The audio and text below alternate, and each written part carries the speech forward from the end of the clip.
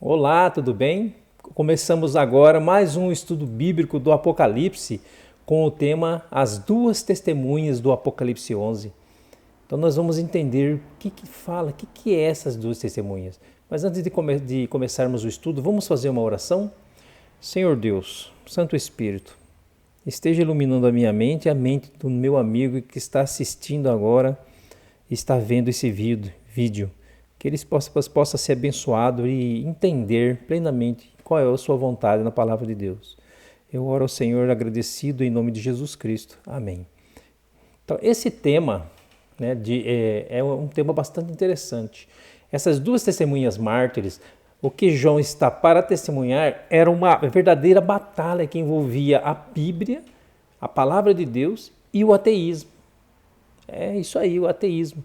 E essa batalha testemunhada por João no Apocalipse 11 vai alcançar seu clímax, sabe da onde? No movimento da Revolução Francesa. Isso aí. Que ocupa um lugar na profecia bíblica. Isso. Tem uma profecia sobre isso. E esse movimento da Revolução Francesa destaca-se pelo seu ódio ao cristianismo. Eles odeiam, tanto na época passada como nos dias de hoje. Eles até fazem chacota da palavra de Deus e do cristianismo, das mensagens bíblicas. Então, mas não vamos generalizar. Tem pessoas que são cristãs ainda, que temente a Deus, tá bom? Lá na França. Então, vamos analisar e descobrir como que um evento tão recente, comparando-se à idade da Bíblia, pode já estar aí predito. Já estava predito que ia acontecer. Então, vamos para o Apocalipse 11, versículo 3. Abra lá para nós entendermos o que está escrito lá, como está escrito lá. Então lá diz assim, Apocalipse 11, versículo 3. E darei poder às minhas duas testemunhas, e profetizarão por 1260 dias, vestidas de saco. Isso aí. Versículo 4. Estas são as duas oliveiras e os dois castiçais que estão diante de Deus e da terra. Olha só. Aqui Deus está falando e está dizendo que ele daria as suas duas testemunhas, e nós já iremos descobrir quem são elas, que testemunhasse por 1260 dias, tristes, vestida de pano de saco, olha só. Estão lembrados no período profético, do princípio dia-ano de interpretação profética? Cada dia equivale a um ano. Então, 1260 dias é igual a um período de 1260 anos. Vimos na semana passada o período de 2300 anos, começando em 457 e estendendo-se até 1844. Agora aparece um outro período de 1260 dias. A que período a Bíblia está se referindo? E quem são essas duas testemunhas? A visão que nós temos sobre o assunto é que essas duas testemunhas representam o Antigo e o Novo Testamento. Enoque e Elias, outros personagens da Bíblia, para prefigurar essas duas...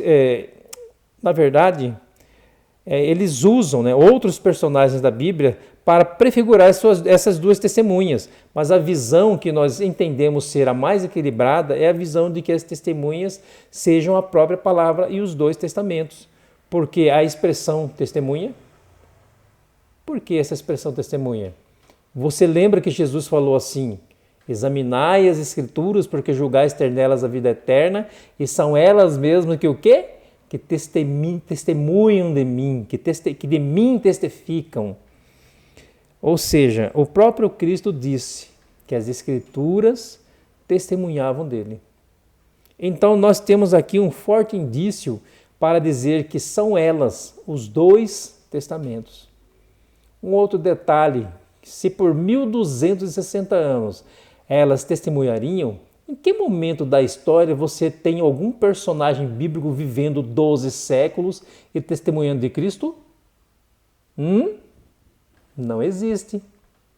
Porque você conhece alguém que tem 1200 anos? Não tem. Mas pensando na palavra de Deus, elas sim.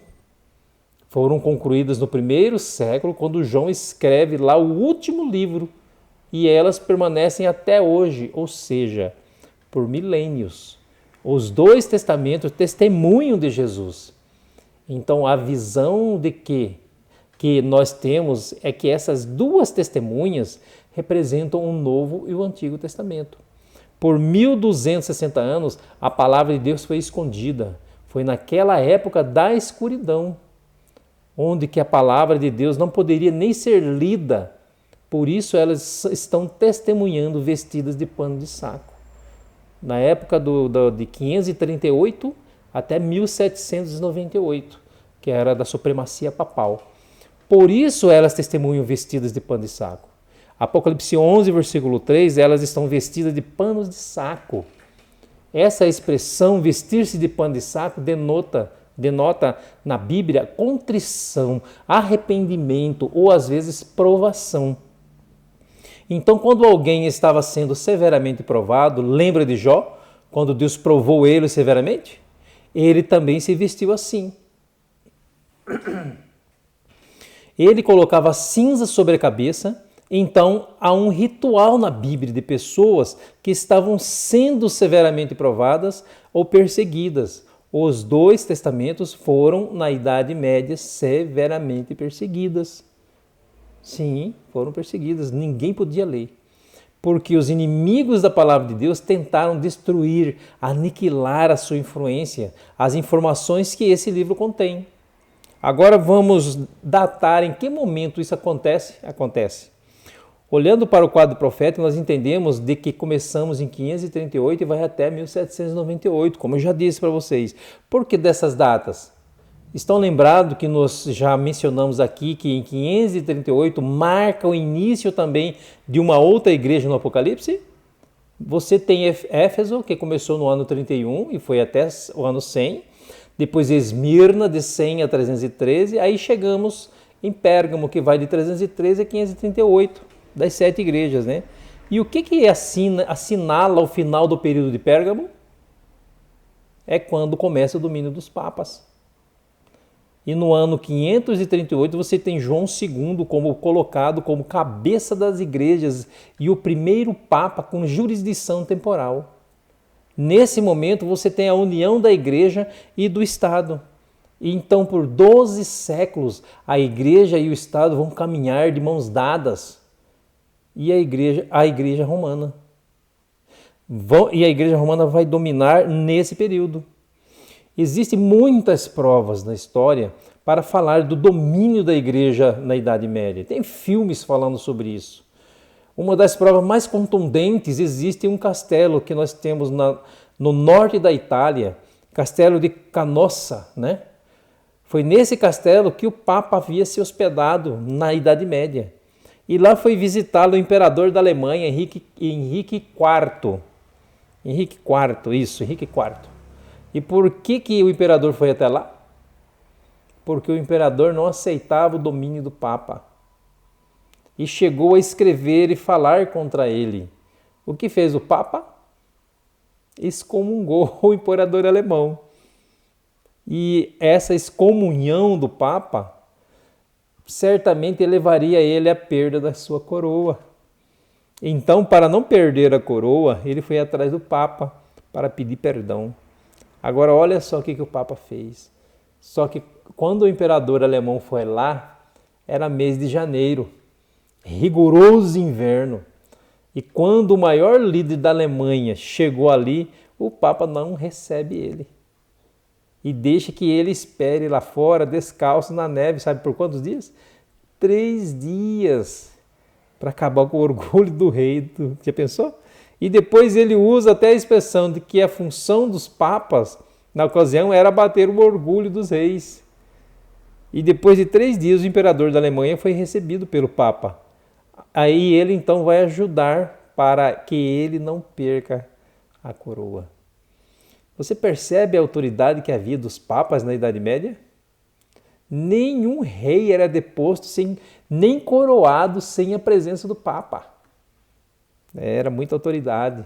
Havia, claro, uma trama de poder em todos os aspectos.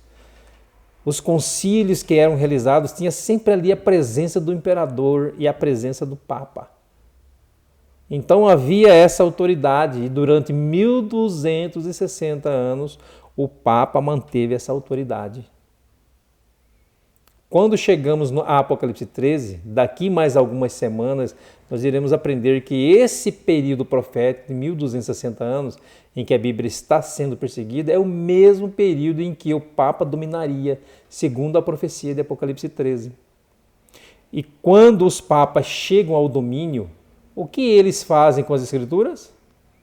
Eles vão pouco a pouco deixando o ensino bíblico de lado e impondo suas tradições e dogmas e seus costumes e suas festas pagãs. É por isso que nesse período de domínio papal, as Escrituras elas estão testemunhando, profetizando vestidas de pano de saco. Ou seja, é um período de dificuldade para a palavra de Deus. Como que a palavra foi preservada? Porque Deus sempre teve o seu povo fiel. Sim, na Idade Média, um desses segmentos fiéis a Deus foi o povo valdense. O povo valdense habitava no sul da França e norte da Itália. E era um povo que mexia com a agricultura. Eles eram agricultores, plantavam o seu próprio alimento, habitavam em regiões mais íngremes da terra, um povo pacífico e temente a Deus. Antes que Lutero traduzisse a Bíblia para o alemão, ou Wycliffe traduzisse para o inglês, o povo valdense já tinha a Bíblia todinha na sua própria língua materna. Vocês veem como eles eram tementes a Deus. E entre os jovens valdenses era comum encontrar garotos que conheciam todo o Novo Testamento de cor. E esse povo que amava a Bíblia, eles possuíam várias escolas onde se formavam pastores. No Vale da Angragona, lá em Piemont. E lá, quando você chega nessa escola toda de pedra, usada na Idade Média, lá você encontra sobre uma mesa de pedra um exemplar da Bíblia Sagrada. Por quê? Porque nessas escolas eles ensinavam a Bíblia e a natureza. Eram as duas matérias que os pastores valdenses estudavam. E após passarem ali nas escolas 4 invernos, eles saíam para as grandes cidades do mundo, levando o Evangelho. Esse povo foi severamente perseguido, sofreram pela perseguição dos papas. Mas a palavra de Deus foi miraculosamente preservada nesses 1260 anos. Um outro detalhe interessante que vai nos fornecer o Apocalipse 11, versículo 7, diz assim, Apocalipse 11, versículo 7, leia comigo, e versículo 8, diz assim: e quando acabarem o seu testemunho, a besta que sobe do abismo lhe fará guerra e os vencerá e os matará. E jazerão os seus corpos na praça da grande cidade, que espiritualmente se chama Sodoma e Egito, onde o nosso Senhor também foi crucificado. Algumas coisas têm que ser esclarecidas nesse verso. Primeiro delas, aqui diz que vai surgir uma besta do abismo. O Apocalipse 11 introduz essa expressão besta ou animal, que é a mesma coisa. Porque uma besta é um animal, então é a mesma coisa. Você tem no Apocalipse pelo menos 4 bestas, 4 animais. Uma que surge do abismo, no Apocalipse 11, uma que surge do mar, no Apocalipse 13, uma outra que surge da terra, no Apocalipse 13 também, e uma outra escarlate, no Apocalipse 17. São pelo menos 4 bestas dentro do livro de Apocalipse. E o que representa cada uma delas? São símbolos distintos. Mas a primeira besta que surge do abismo, ela surgiria para pelejar contra a palavra de Deus. E a profecia diz que ela venceria a palavra de Deus e chegaria até a matar a palavra de Deus. Mas assim como o Senhor da palavra esteve morto e ressuscitou, as suas testemunhas também ressuscitariam. Como Cristo ressuscitou, a sua palavra também ressuscitaria. E aqui dá uma informação interessante, que o cadáver ficaria estirado numa cidade de que espiritualmente se chama Sodoma e Egito, aonde o Senhor foi crucificado. O meu Senhor, o seu Senhor foi crucificado. Mas Jesus não foi crucificado em Jerusalém? Por que é que há uma menção aqui de Sodoma e ao Egito? Essas cidades são usadas como inimigas do povo de Deus, por causa dos seus pecados e dos seus atentados contra Deus. Sodoma por sua iliciciosidade e o Egito pelo seu ateísmo. Então, o ateísmo que caracterizava o Egito. Quando o faraó disse assim: quem é o Senhor para que eu liberte Israel? Esse ateísmo é a licenciosidade de Sodoma, que praticava orgias sexuais, inclusive queria até praticar sexo com anjos, que foram buscar Ló lá no dia que a cidade seria destruída. A orgia dessa cidade agora aparece no Apocalipse como prefigurando o povo que vai atacar a palavra de Deus. O que mais nos revela esse texto? A besta que sobe do abismo é Satanás. Agora, Satanás, ele nunca dá as caras. Ele sempre usa de instrumentalidades. E nesse caso, ele vai usar instrumentalidade humanas para a concepção dos seus propósitos. E quem é então essa besta que surge do abismo? Quem Satanás usaria para atacar a palavra de Deus? Nós entendemos que essa profecia se cumpre na história da França. Porque os 3 anos e meio que marcaram o reinado de terror da Revolução Francesa, elas cumprem essas especificações da profecia. Em 26 de novembro de 1793 é a data que nós temos um decreto da Assembleia Legislativa da França declarando não a Deus. Quando? 26 de novembro. Passaram na Constituinte da Assembleia Legislativa dizendo que não há Deus. Olha só, esse foi um grande motivo de regozijo para todos os franceses e durou até 17 de junho de 1797. E durante esse período a Bíblia sofreu severos ataques. Então, essa profecia vai se cumprir durante a Revolução Francesa. E o que acontece durante a Revolução Francesa? Nós estamos falando do século XVIII. Nós estamos falando do fim do século XVIII. E quem é que dominava até esse momento? O papado. O papado. Que já dominava desde o VI século. Então, o que foi a Revolução Francesa? Foi também uma reação à imposição de uma religião que já durava 12 séculos. Então, os reis da Europa estavam cansados do domínio papal e de ter que pagar pesadas taxas. O que foi a Revolução Francesa? Foi o libertar-se do jugo religioso. Foi o libertar-se do jugo religioso. Só que de um extremo eles foram para outro. E chegaram ao ponto de declarar que Deus não existia e que a palavra deveria ser destruída. Então a França tornou-se na história a única nação do mundo a declarar por uma assembleia, por um voto de assembleia, a não existência de Deus. E esta declaração inclui alguns elementos e algumas ações que nós iremos ver.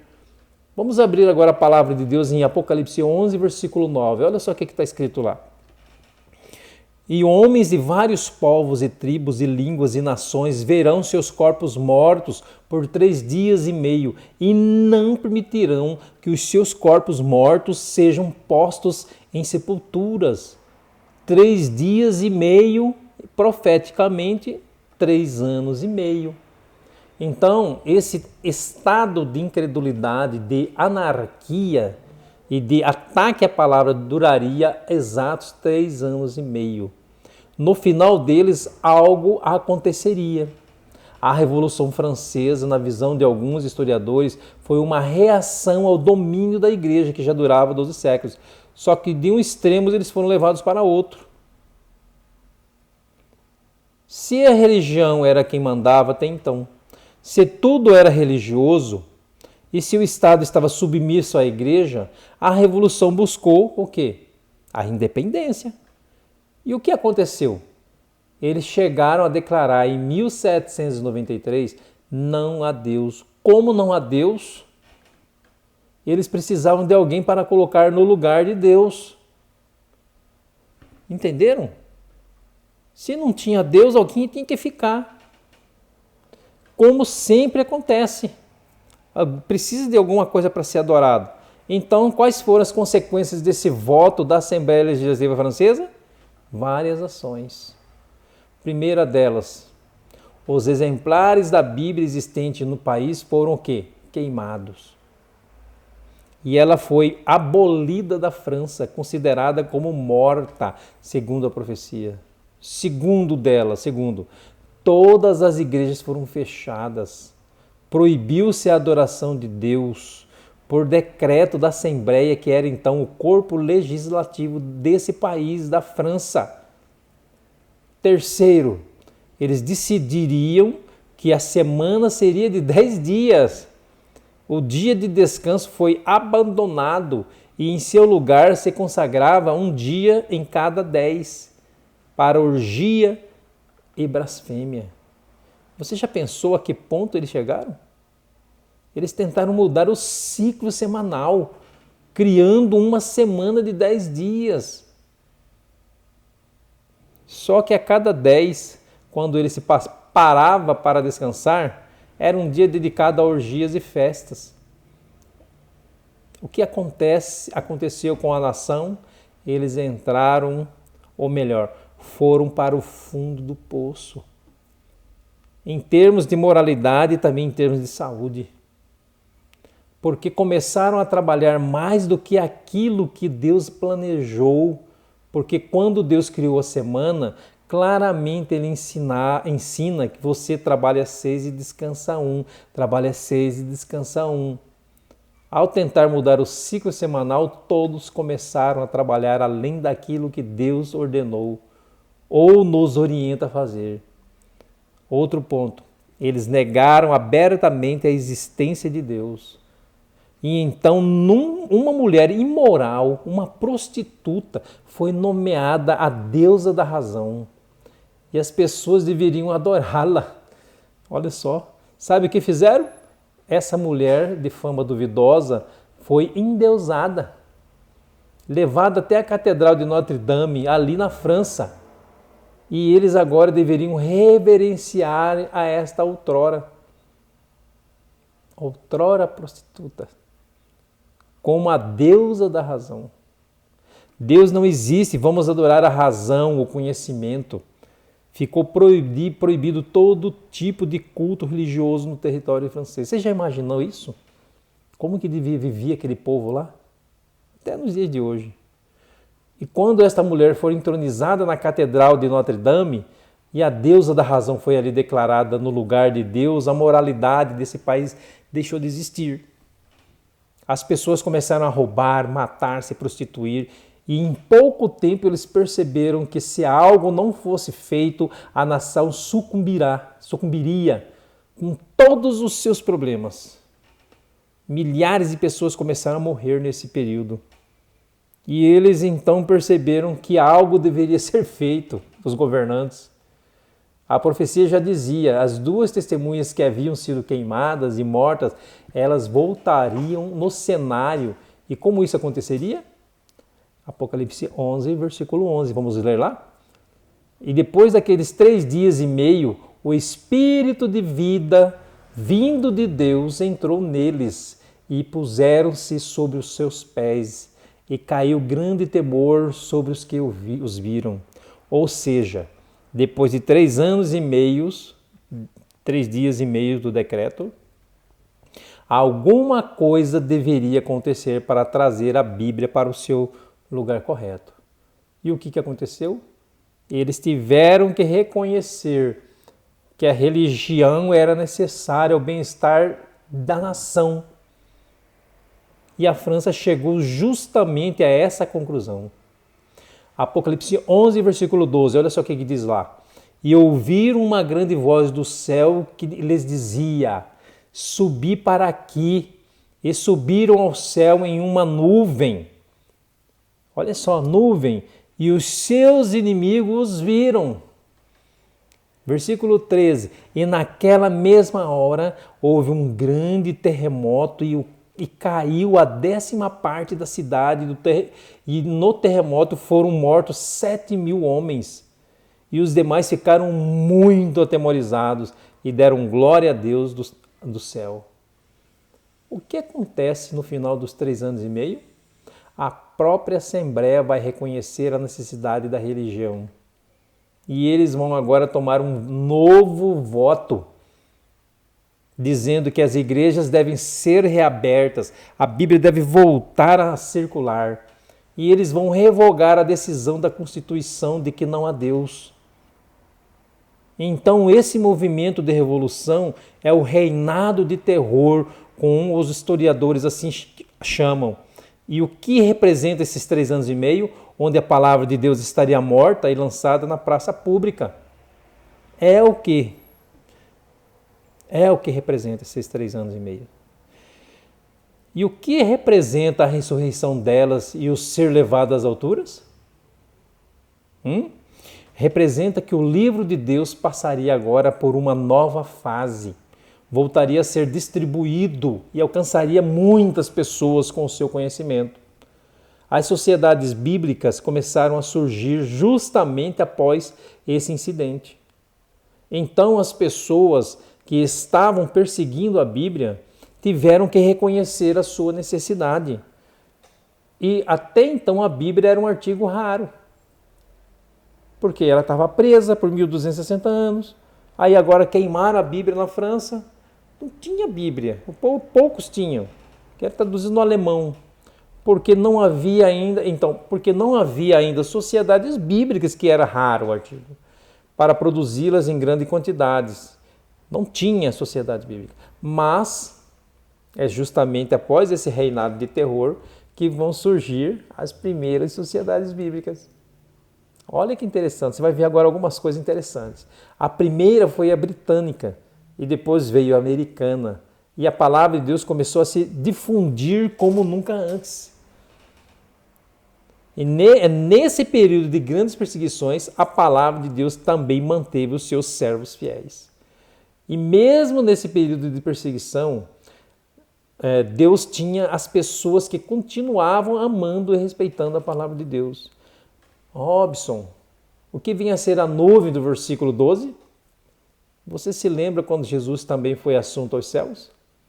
Leia lá em Atos 1:9, diz assim: e quando dizia isto, vendo eles, foi elevado às alturas em uma nuvem e recebeu o culto, a nuvem o recebeu, ocultando-o dos seus olhos, a seus olhos. Ele diz: quando ele voltar, ele virá também nas nuvens dos céus. E nós lemos também que o céu vai se enrolar como um pergaminho em Apocalipse 6,14 e em diante, né? Falando da volta dele. E ele virá com as nuvens.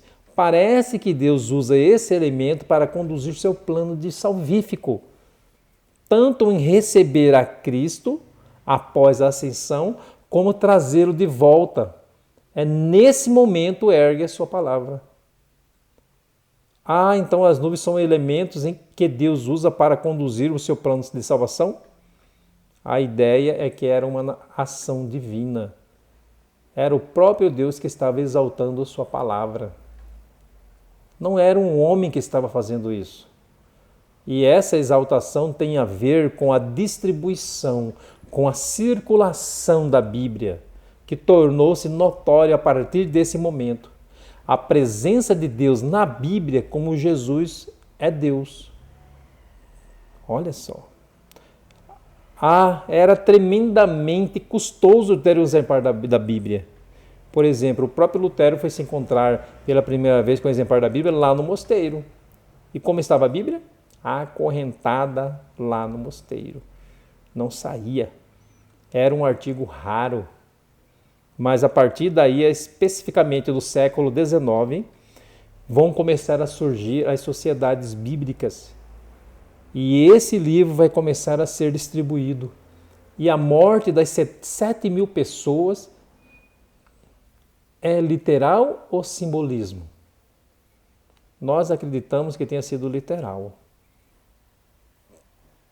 Há alguns historiadores que apontam para uma tragédia assim nesse momento da França.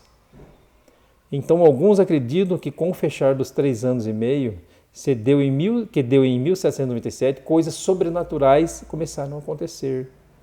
Entre elas, a morte desses 7.000. E isso chamou a atenção das outras pessoas. Ficaram com medo. Aqueles que não morreram no terremoto, diz a Bíblia, sobreveio a eles grande espanto. E eles perceberam de que algo sobrenatural estava acontecendo. E de fato foi uma questão dirigida por Deus. Porque você ter uma nação que declara que Deus não existe, fecha as igrejas e exclui a palavra em 3 anos e meio, isso tem que ser feito, tem que ser refeito e revertido somente por ação divina. E de fato, as portas se abriram para a palavra de Deus. A partir desse momento, em 7 de março de 1804, em Londres, você tem o surgimento da Sociedade Bíblica Britânica. E em 1816, ou seja, 12 anos depois, a Sociedade Bíblica Americana. As primeiras duas que surgiram no mundo em 1804, a Bíblia havia sido impressa e distribuída em 15 línguas. Em 2012, ou seja, 14 anos atrás, foram registradas mais de 2.500 diferentes línguas em que a Bíblia foi publicada. Não é isso um levantar as palavras, as testemunhas aos céus?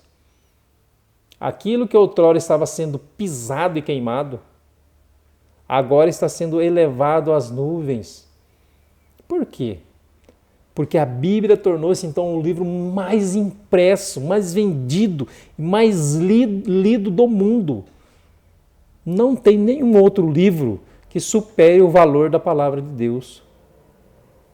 Então, qual é o ensinamento básico do Apocalipse 11? Deus fala através dessas duas testemunhas. Elas foram provadas severamente por 12 séculos. Haveria um ápice de perseguição por ocasião do reinado de terror da Revolução Francesa. Mas a partir daí, esse livro seria difundido de uma maneira extraordinária. Por quê? Porque o tempo do fim chegou. E o momento de evangelizar o mundo e prepará-lo para a volta de Jesus. É o momento. Então, essa distribuição, essa exaltação, usando a linguagem bíblica da Bíblia, faz parte de um plano de Deus para a salvação do ser humano. Assim, nós percebemos que a grande ênfase do Apocalipse 11 é valorizar a Bíblia como a palavra de Deus. Deus preservou miraculosamente a sua palavra. E essa Bíblia que você tem em mãos aí, esse é o livro de Deus. Esse é o livro mais antigo do mundo. Quando você abre esse livro aqui no Pentateuco, nos primeiros 5 livros da Bíblia, ou quando você abre a sua Bíblia em Jó, que foi o primeiro livro a ser escrito, nós estamos falando de uma escritura há mais de 3.000 anos que existe. E aquilo que foi escrito há mais de 3.000 anos chega para você aqui de uma forma maravilhosa. Isto é um milagre de Deus. Então nós devemos ter toda a confiança de que esse livro é a palavra de Deus. Deus tem um plano, preservar a sua verdade através desse livro. A verdade é que o livro de Deus foi preservado para que eu e você tivéssemos o conhecimento da verdade. Quando Deus criou o mundo, Adão e Eva, todo o conhecimento era transmitido, sabe de que maneira? Oral, de forma oral, falado, gravado na mente, e era contado. Tudo que Adão sabia, ele passava para os seus filhos e filhas. Então era a oralidade. E é interessante pensar como que Deus preservou o seu conhecimento. A primeira geração que pereceu na história foi o povo antediluviano. E quem é que levou a mensagem de Deus do concerto da história da criação de Adão e Eva para esse povo pós-diluviano? Foi Noé. Agora, como que Noé sabia de todas essas coisas?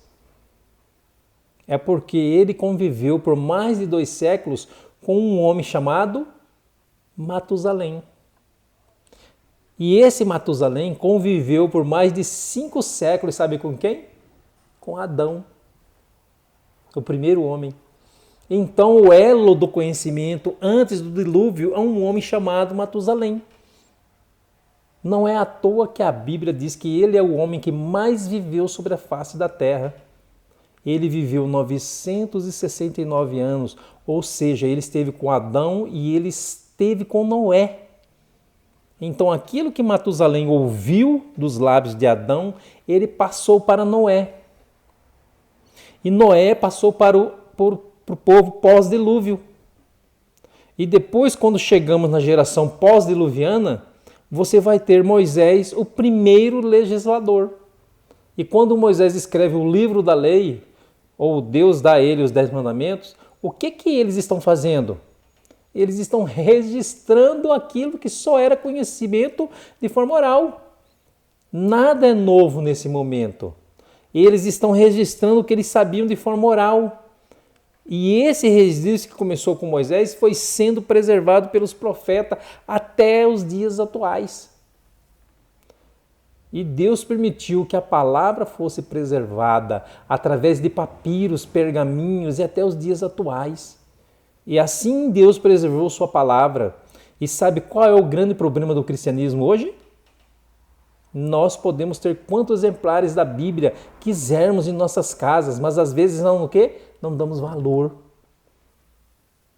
Por isso, amiga, por isso, amigo, vamos dar valor a esse livro, a palavra de Deus. Vamos buscar conhecer a vontade dele cada vez mais para a nossa vida. E vamos fazer a entrega que precisa ser feita para que Deus possa nos aceitar. Deus espera que o conhecimento dele inunde toda a terra. E para isso ele deseja usar a todos nós. Por isso nós temos que beber na fonte da palavra de Deus, para levar para outras pessoas que ainda não conhecem. Aquilo que você aprende, você se torna responsável por divulgar, por levar para as pessoas que ainda não conhecem. E se nós queremos um mundo melhor, nós temos que ensinar e viver os princípios ensinados pela palavra de Deus. E todos esses princípios foram reunidos pela boca do Cristo e lá por Moisés em 2 grandes princípios: amar a Deus sobre todas as coisas e amar ao próximo como a nós mesmos. Se não formos para Jesus, para quem iremos nós? E você só vai a Cristo conhecendo o que Ele ensinou em sua palavra. É por isso que Ele disse: examinai as Escrituras, porque são elas que testificam de mim e elas contêm o quê? A vida eterna. Quando eu e você escolhemos Cristo em nossa vida, esse livro sagrado passa a ser respeitado como a norma de Deus para a humanidade. Nossa vida passa a ser pautada por Ele. E tudo o que Ele declara ser verdade, nós iremos ter como verdade. Nós precisamos hoje de um cristianismo coerente. Coerência entre a profissão de fé e a prática. Coerência para viver o que Cristo ensinou, não os homens, não a tradição, não os dogmas. Deixar que a palavra, somente a palavra, seja exaltada em nossas vidas. Quando Lutero foi chamado lá na Dieta de Worms para defender aquilo que ele escrevia, ou para dar razão da sua fé, os inimigos de Lutero disseram a Lutero: não vá. Os inimigos de Lutero disseram a Lutero: não vá, e eles vão tentar te matar. Olha só. E Lutero disse: ainda que daqui para Worms tenha tantos demônios nas estradas quanto telhas nas casas, lá eu estarei e ficaria de pé pela verdade. Olha que palavras poderosas, sem medo de morrer. Essa verdade que nós precisamos abraçar e ficar de pé por ela. Deus precisa de homens e mulheres que fiquem de pé pelo que é certo, ainda que caiam os céus. E o que é certo é que a palavra ensina. Não é outra coisa. Que eu e você possamos ter esse compromisso com a palavra e fazer a da Bíblia a nossa regra de fé e prática. Se esse é o desejo do seu coração, eu queria orar com você agora. Vamos orar? Santo Deus, obrigado porque a gente tem o conhecimento da Tua palavra, porque o Senhor guiou a palavra, guiou a Bíblia e protegeu ela. Eu peço que o Senhor esteja com esse amigo, essa amiga que está estudando a Tua palavra, que ele tenha o privilégio de estar pegando um livro que é do Senhor, que o Senhor protegeu, que o Senhor exaltou. Obrigado, Deus. Obrigado por nos amar. Obrigado por essa bênção. Esteja com esse amigo, que ele possa entregar a vida ao Senhor. Eu oro ao Senhor em nome de Jesus Cristo. Amém. Obrigado por ter estado comigo até esse momento. Obrigado porque você entendeu. E se você não entendeu direito, é só voltar ao vídeo que você vai entender, tá bom? E obrigado porque você está estudando a palavra. E eu peço uma coisa para vocês. Curtam, aperta o joinha lá. Porque quando você curte lá, o YouTube entende que está sendo bom e vai espalhar essa mensagem para várias pessoas. E compartilhe com seus amigos para ter esse conhecimento. Obrigado, tá? E eu me despeço de você com o verso de João 4:24. Deus é Espírito. E importa que os seus adoradores o adorem em espírito e em verdade. Fica com Deus, tá? Tchau para você. Até o próximo estudo, tudo bem? Tchau.